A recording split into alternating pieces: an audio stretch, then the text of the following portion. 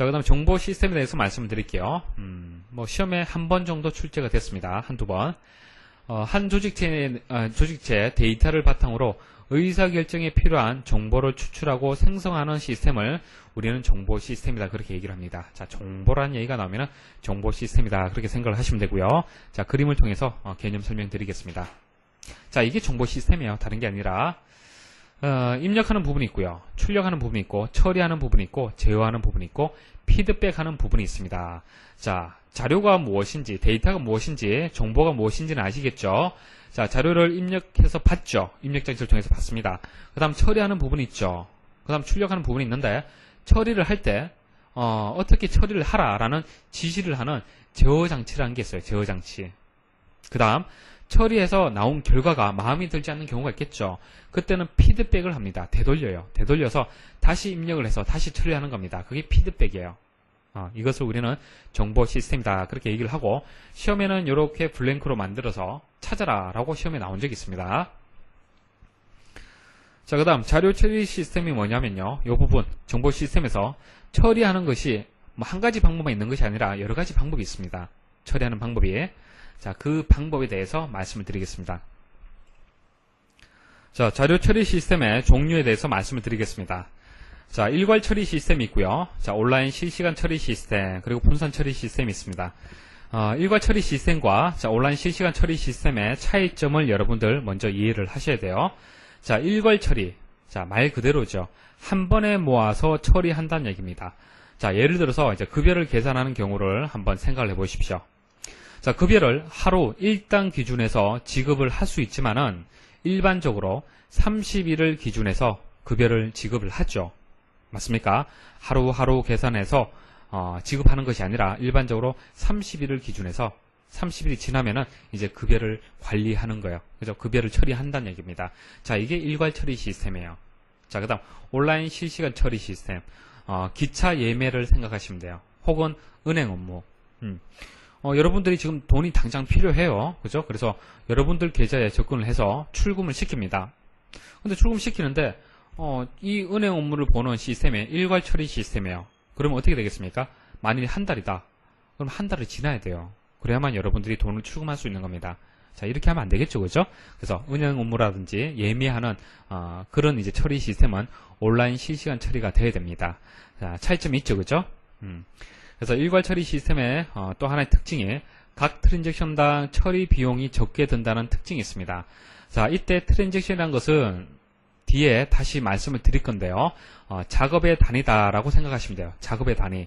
여러분들이 은행에 가서 돈을 출금을 하죠. 출금을 해서 돈을 손에 쥐었을 때 그것을 하나의 작업의 단위라고 볼 수가 있습니다. 논리적으로. 그래서 데이터베이스에서는 그런 것들을 우리는 트랜잭션이다, 그렇게 얘기를 해요. 이게 이제 처리 비용이 적게 든다는 얘기인데, 자, 온라인 실시간 처리 시스템에 비해서 처리 비용이 적게 든다는 얘기입니다. 자, 설명을 드려볼게요. A라는 트랜잭션, 작업, B라는 트랜잭션, 작업이 있습니다. C, D, E가 있어요. 자, 이것을 일괄 처리할 때와 온라인 실시간 처리할 때의 차이점을 말씀드리겠습니다. 자, 일괄 처리는 공장으로 치자면은 기계를 돌리고 바로 쭉 처리하고 공장을 세우는 거예요. 자, 온라인 처리 시스템은 기계를 돌리고 쉬고 또 돌리고 쉬고 또 돌리고 쉬고 돌리고 쉬고 이렇게 처리하는 겁니다. 어떻습니까? 자, 공장을 기계를 한번 가동시키는데 많은 비용이 든다고 봤을 때는 어떻게 되겠습니까? 일괄 처리 시스템이 아무래도 처리 비용이 적게 든다라고 볼 수가 있겠죠. 맞습니까? 자, 그렇게 이해를 하시면 돼요. 그래서 일괄 처리 시스템은 시스템 입장에서 시스템 중심적이다 라고 볼 수 있고요. 온라인 실시간 처리 시스템은 사용자 중심적이다 라고 볼 수가 있습니다. 자, 분산 처리 시스템은 컴퓨터들이 지리적으로 분산되어 있지만 실제 사용자들이 볼 때는 논리적으로 하나로 연결되어 있는 것처럼 보여지는 처리 시스템이다. 자, 실제 물리적으로는 분산되어 있어요. 그렇지만 사용자가 볼 때는 논리적으로 하나인 것처럼 보여진다는 얘기입니다.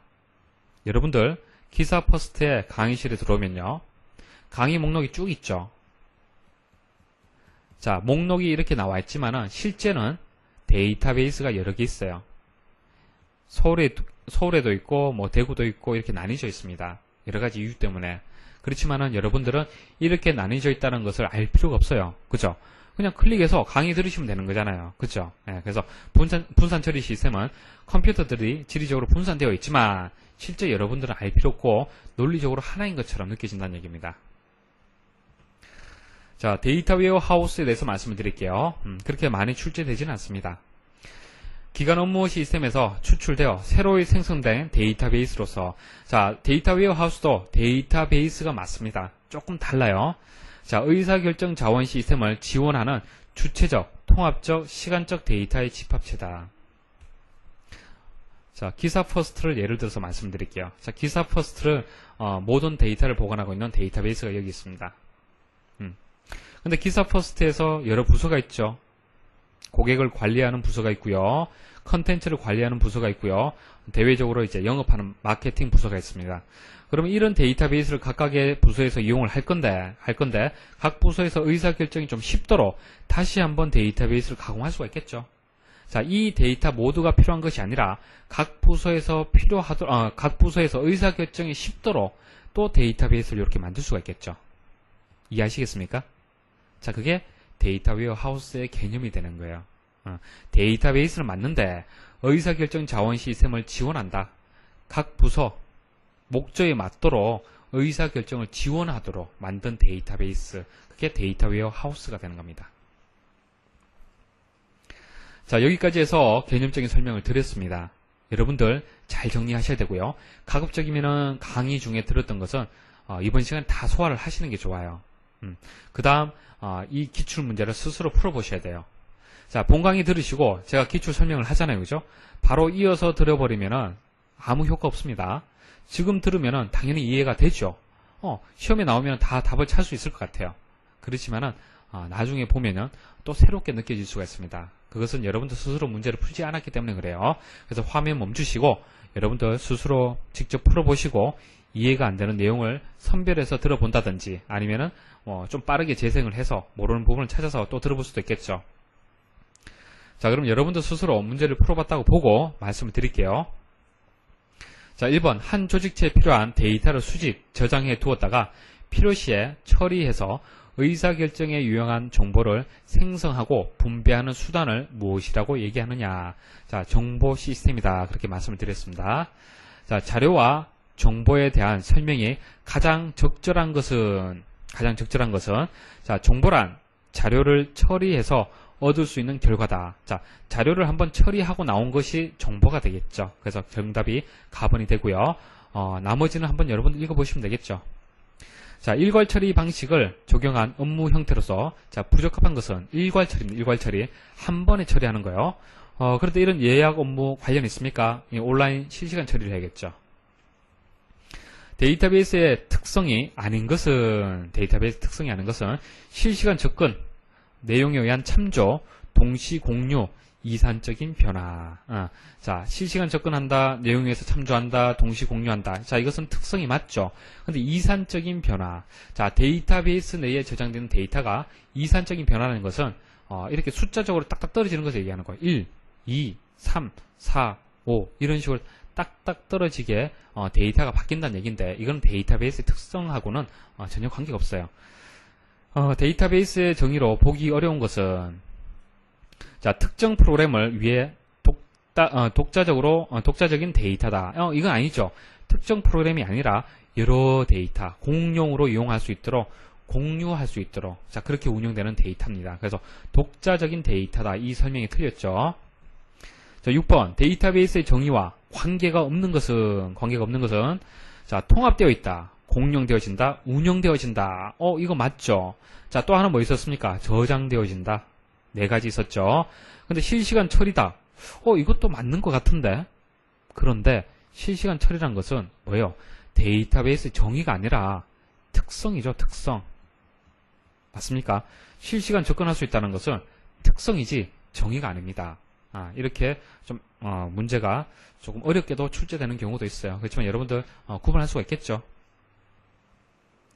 7번 데이터 웨어하우스의 설명으로 가장 적절한 것은 자, 정답은 라번이 되겠습니다. 자, 기관 업무 시스템에서 추출되어 새로이 생성된 데이터베이스다. 자, 의사결정 자원 시스템을 지원하는 주체적, 통합적, 시간적 데이터의 집합체다. 자, 8번 데이터베이스의 등장 이유로 보기 어려운 것은, 자, 정답은 답번이 되겠네요. 자, 데이터의 가용성 증가를 위해 중복을 허용하고 싶었다. 데이터를 많이 이용을 하는데 많이 이용할 수 있도록 중복을 허용한다는 얘기인데, 이건 설명이 틀렸죠. 자, 데이터베이스는 중복을 허용하는 것이 아니라 중복을 최소화해야 돼요. 그래서 정답이 답번이 되겠습니다. 자, 그럼 2008년도 출제되었던 기출문제를 따로 설명을 드리겠습니다.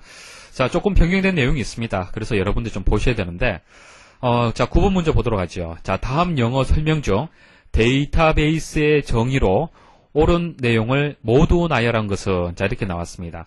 자, 보통 데이터베이스의 정의가 아닌 것은 이렇게 쉽게 출제가 됩니다. 그죠? 그래서 네 가지만 여러분들 기억하시면은 문제를 해결할 수 있었습니다. 자, 그래서 통합이다, 저장이다, 운영이다, 공룡이다. 자, 이 네 가지 중에서 하나를 다른 것을 바꿔 넣는 거죠. 그래서 여러분들 찾을 수 있으면 됩니다. 그런데 시험에는 최근에는 2008년도 들어와서는 영문으로 나오고요. 좀 더 각각에 대해서 좀 깊이 있게 출제가 되고 있습니다. 조금 변경된 내용들 여러분들 정리를 하셔야 되는데, 자, 같이 한번 정리를 하도록 하겠습니다. 자, 통합, 저장, 운영, 공룡. 자, 영어로 여러분들 다 아시겠죠, 그죠? 자, 이 정도는. 자, 인터그리티드 데이터, 스토어드 데이터, 오퍼레이셔널 데이터, 쉐어드 데이터. 자, 그래서 통합, 저장, 운영, 공룡. 자, 이것을 영문으로 이렇게 나오는 경우도 있어요. 자, 답을 찾을 수가 있겠죠, 그죠? 그래서 여기서는 9번에 라번이 정답이 되겠습니다. 모두 맞다는 얘기예요. 아시겠죠? 그래서 영문을 기억을 하셔야겠습니다. 자, 또 하나. 자, 설명을 주고 여기서 데이터베이스의 정의 4가지 중에서 어떤 것이냐 찾아라 이렇게 나오는 경우도 있어요. 좀 더 깊이 있게 출제가 된다는 얘기입니다. 자, 통합된 데이터를 좀 더 깊이 제가 설명을 드리면 이런 겁니다. 자, 데이터가 통합되어 있다. 자, 여러 개의 데이터들이 합쳐진다는 얘기죠, 그죠? 그럼 어떻게 하겠습니까? 자, 데이터가 이렇게 흩어져 있어요. 통합되어 있는 데이터, 어떤 뜻이 포함이 되어 있겠습니까? 그렇죠. 자료의 중복을 배제 또는 최소화한 데이터의 집합이라는 얘기입니다. 자, 데이터가 합쳐지다 보면은 중복될 수도 있겠죠. 맞습니까? 그런 것을 좀 배제하고 최소화할 수 있도록 데이터를 집합시킨 것을 통합된 데이터, 그런 의미로 보시면 되는 겁니다. 됐습니까? 자, 그 다음 저장이라는 것은 그대로죠. 컴퓨터가 접근할 수 있는 저장 매체에 저장된 데이터의 집합이다. 자, 이것은 크게 출제될 만거리는 아니고요. 자, 운영 데이터, 이거 좀 기억을 하셔야겠죠. 자, 운영 데이터는 조직의 업무를 수행하는 데 있어서 존재 가치가 확실하고 없어서는 안 돼. 자, 없어서는 안 돼. 그러니까 반드시 필요한 데이터의 집합이다. 자, 그 조직에서 조직의 업무를 수행하기 위해서 필요한 데이터들, 그것을 운영 데이터로 얘기를 하는 거예요. 업무를 운영한다는 얘기입니다. 수행하기 위해서 필요한 데이터를 운영 데이터로 얘기를 하는 거예요. 자, 그렇게 기억을 하시고요. 자, 공룡 데이터, 말 그대로 공동으로 이용을 한다는 얘기입니다. 자, 여러 응용 시스템들이 공동으로 소유하고 유지하는 데이터의 집합이다. 그래서 자, 이 4가지의 키워드 영문으로 기억을 하셔야 되고, 특히 통합이라든지 운영에 대한 정의는 좀 더 상세하게 여러분들 기억을 하십시오. 자, 10번 보도록 하겠습니다. 자, 그럼 이제 문제가 해결이 되죠. 자, 데이터베이스는 어느 한 조직에 여러 응용 시스템들이 공용할 수 있도록 통합되고, 그러니까 설명하는 것이 공용, 통합, 저장, 운영, 이게 뭡니까? 데이터베이스의 정의 4가지가 되겠죠. 자, 그 중에서 이 정의가 함축하고 있는 의미 중에서 효율성 증대를 위하여 불가피하게 최소의 중복 또는 통제된 중복, 최소의 중복이나 중복이 되더라도 최소를 이제 허용을 해야 된다, 그런 뜻이 되겠습니다. 자, 통제를 해야 된다, 그런 뜻이죠, 그렇죠? 자, 이 항목, 이 설명과 맞는 항목을 찾아라, 이렇게 문제가 출제가 되었습니다. 일단 저장 아니죠. 공룡 일단 아닙니다. 통합 아니면은 운영이죠, 그죠? 자, 그래서 여기서 중복을 최소해야 된다, 이런 뜻이 있었기 때문에 통합을 선택을 하시면 되겠습니다. 그래서 정답이 답번이 되겠습니다. 자, 11번 데이터베이스의 정의 중에서 다음 설명에 해당하는 것은, 자, 데이터베이스는 단순한 데이터의 집합이 아니라 그 조직의 존재 목적이나 기능을 수행하는 데 없어서는 안 될 데이터의 집합이다. 자, 한마디로 조직의 운영을 위해서, 조직의 업무 수행을 위해서 필요한 데이터의 집합이다, 그런 뜻이 되겠죠. 맞습니까? 자, 어떤 게 답이 되겠습니까? 그렇죠. 운영이 정답이 되겠습니다. 자, 그래서 2007년도하고 조금 다르게 2008년도에 조금 깊이 있게 지금 문제가 출제되고 있습니다. 자, 이런 내용도 같이 정리를 부탁을 드리겠습니다. 자, 이번 데이터베이스 첫 번째 강의 들으신다고 수고 많이 하셨습니다. 자, 그렇게 어렵지 않죠, 그죠? 자, 자신감 가지시고요. 두 번째 강의 바로 이어서 강의를 들으시길 바라겠습니다. 자, 수고 많이 하셨습니다.